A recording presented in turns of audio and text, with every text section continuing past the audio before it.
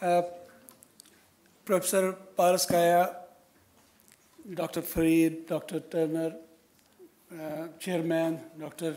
Atas. So this is a paper it's a very lengthy paper, about 42 pages. I will not be able to do justice with this paper. I will try to just read some portions of it, but I will give the gist of what I have said in this paper. So first of all, why I have chosen this topic for comparison between Ali Shariti and Nursi. I was just trying to see whether there are other scholars in the Islamic world in present times with whom I can compare Nursi so far as the sociology is concerned or social change is concerned. But I have my own terminology for sociology and social change and all, because I don't go by the stereotype definition of being a student of comparative civilizations, comparative cultures. I think that we have to develop our own methodologies and strategies to study these different subjects, rather than to hop after the much discussed definitions which are coming from Europe in most cases, without considering the conditions, the milieu in which we are living. So Nursi has identified the permanent sources of social change in Muslim society, like strengthening the faith in God, education, the training of women and youth with best possible Islamic mannerism, and of course by advocating to resort to jihad-e manavi and avoiding divisive politics, which becomes a great source of strife among various sections of Muslim society and elsewhere, and leads to chaos and aggrandizement at the end. In this paper, we will be discussing his concept of social change along the lines of faith and jihad-e manavi. It's a new term, jihad-e manavi. I have not found it anywhere in the whole, Ilm al-Kalam history, being a student of Ilm al-Kalam. So this is a new term. Although jihad bin nafs people have used it, but jihad-e manavi has been used, I think, so for the first time by Nursi. And we'll also try to see what are the ingredients of the social change in his thought vis-a-vis Iman. So Iman becomes the pivotal point around which everything revolves, and which I don't find even in Ali Shariti, not even in Maududi, not even Iqbal. And how he highlights the role of youth. He has laid much emphasis on the role of youth and how he convinces them to be a positive force in society rather than to destroy their best days of life in waywardness. And this is a very important concern which we all are facing with passing in day-to-day life, and we have a lot of problems so far as at the front of youth nowadays, because now the people like hedonists and Bertrand Russell and other such people and utilitarianists and hedonists, they have given full freedom to youth. And then also the problem of women. He has been not ignorant about this problem. And and other elements, and education. So these are all the elements of social change. If you take all the sociologists together, they may not add any other item to these issues, but they may have given some technical type of definitions to all these issues. But Nursi is simply just presenting his views on those subjects in a very pragmatic way, in a practical way, and realistic way also. And he is well grounded in the realities of his time, because he has suffered. He is not a thinker like the ivory tower thinkers. Even I may say about that, although Ibn Khaldun was involved in many ways in the struggle and all these things, but Nursi was involved emotionally, spiritually, and practically, and he also suffered a great deal. So whatever he was saying, that was coming from a sincere heart, which was feeling pain for all these problems. And these were the real problems, not the problems, imaginary problems. He was knowing what is Europa, what is coming from Europa, and what type of Europas are there. And then he was knowing also the fate of Christianity, which was rendered according to Nursi. Even he says that even Christianity was corrupted by the Western materialism and all such type of plagues, he calls it. Although Shariti has called that fallacies, but Nursi has called that plague. That is something more, I think so, pregnant with meaning. And such other topics. So first of all, I have tried to show the pivotal point in Nursi's thought, that is Iman. But he lays much emphasis on iman tahqiqi. So not that docile type of iman which has no life, which is, as Iqbal has said, masla ilmul kalam. That is not the problem of ilmul kalam only, which has no life. A live iman which governs you, which governs society, which can change you, which can transform you into a, I should not say revolutionary because people are afraid of revolution, and I may say that which makes you a struggler in the way of the views and beliefs you are upholding. So this is one point. And second, the Risala Nur, that becomes the explanation of Iman. Iman becomes the basis. And if you see in the wider perspective, it is Iman with which prophets have come to the world. And if you see whole chapters of Quran, so all the prophets are inviting people to Iman. Anibudullah wa ati'un. You believe in God, worship Him, and follow us. And this was something prophetic approach to life. And I feel that being a student of comparative philosophies, cultures, religions, that I feel that philosophers, as it has been said about Kant when he used to go out from his, for walking, evening walk, people would just see their watches, whether it is what time is 3:30 or not, because he was that much exact. But he could never lead a family life. He wanted to marry twice in life, but could never, because he was not practical.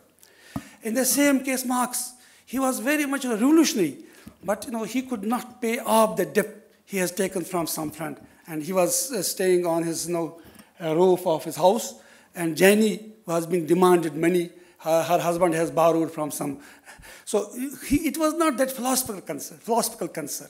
Not even the sociological concern of our so-called great Durkheimian and other such type of sociologists. It was a practical concern. It was a man with prophetic mission, apostolic mission. So in this way we find Risala Nur becomes type of the manifesto or that Iman. And everything revolves around that pivotal point, that is Iman. And then with that we find that he talks about Sirati Mustaqim, that we have to lead people to Sirati Mustaqim. And this Sirati Mustaqim is also Iman and nothing else. How to lead people to Sirati Mustaqim. And the tafsir bil Quran, tafsir of Quran bil Quran.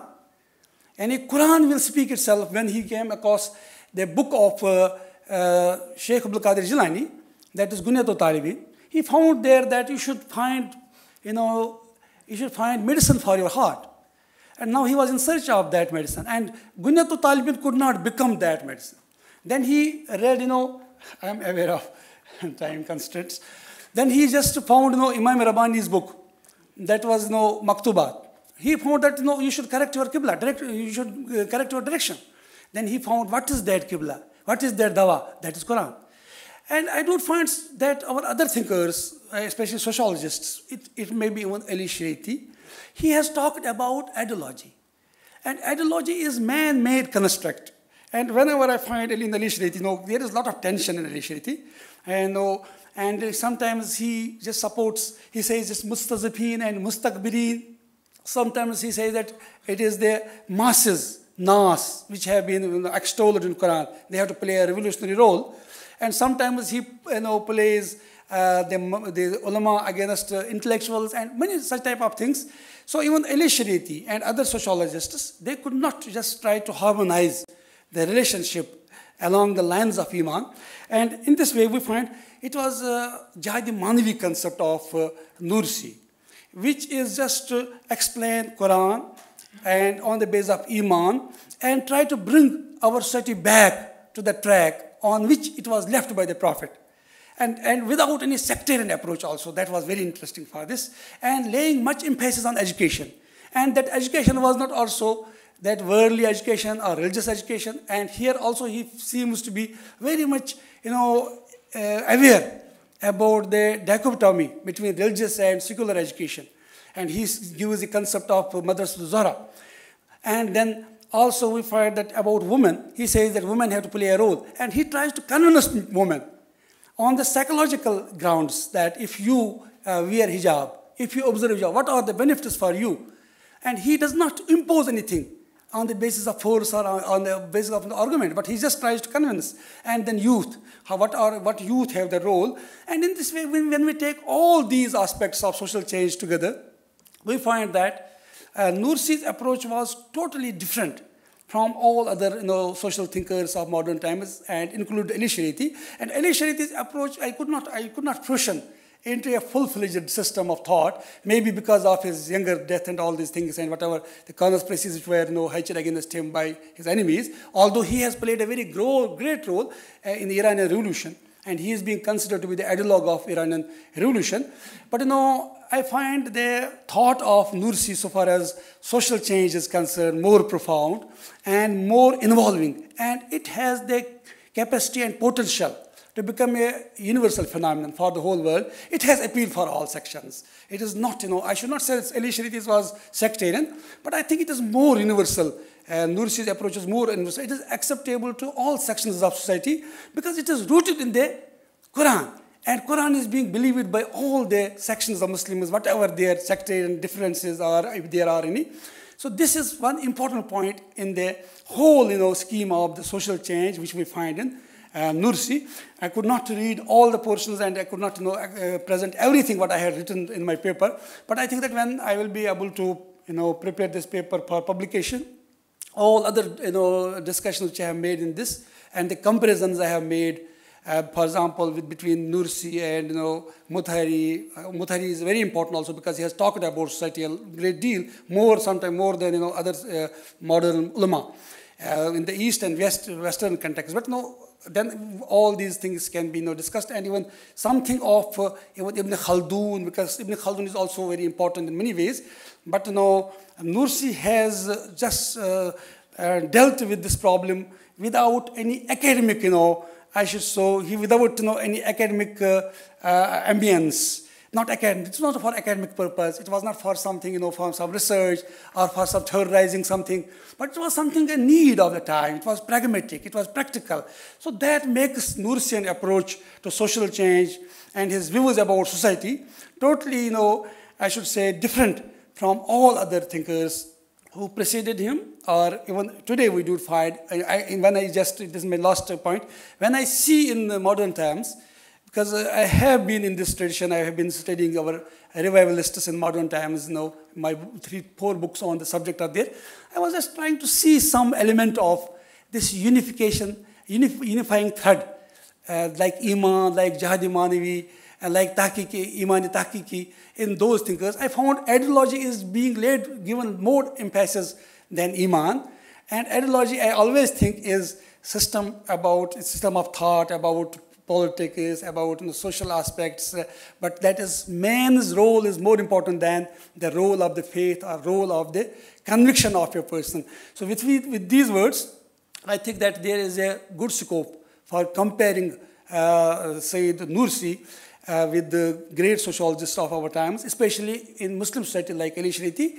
And I am hopeful that we can, in this way, present before the world a sociological model and the model for sociological change, social change, that is very balanced and which is also appealing to one and all, not only to intellectuals, but also to the commoners. And that makes also the approach of Nursi more distinctive, because we find in case of, for example, Elie Shariti, intellectuals can be driven to that approach, but not the commoners. But in case of Nursi, it is applicable almost all sections of society, and I have found that when during these 10 days in Turkey, I visited many darshana. I found the people, they are moving by that spirit, something, and all sections of people. So this is how he has impacted society by his sincere thoughts about society and the social change. Thank you very much. Thank you very much, Professor Marassi. And